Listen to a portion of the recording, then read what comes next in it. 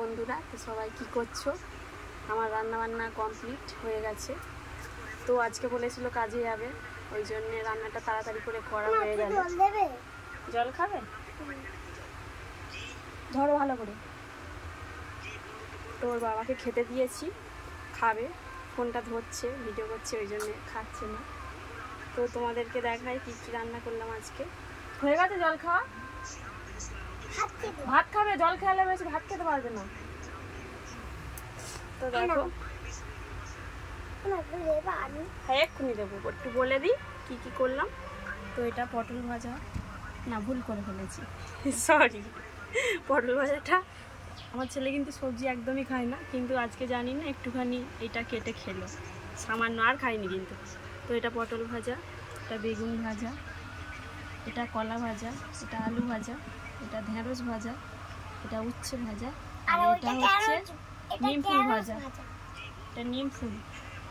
ভাতটা একটু নরম করে ফেলেছি, ভাতটা একটু নরম হয়ে গেছে।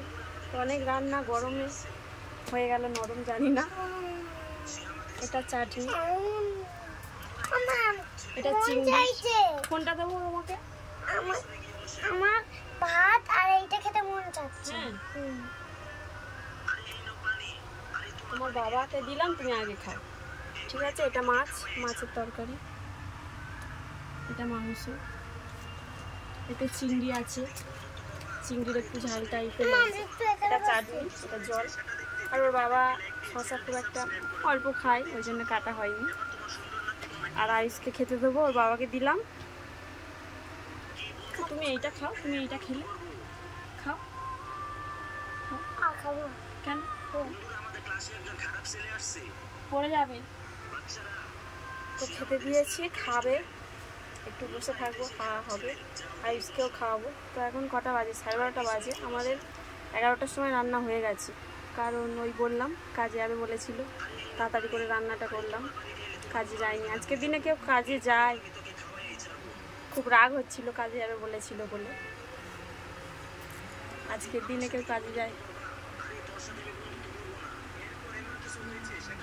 এই কি খাবি? আর কি খাবি? এইটাও খাবো। খাও খাও, আরও আছে তো দেবো তোমার বাবা। তো আয়ুষও কাঁদছিল, আয়ুষও সকালে খুব কাঁদছিল, কারণ ওর বাবা কাজে যাবে বলেছে বলে।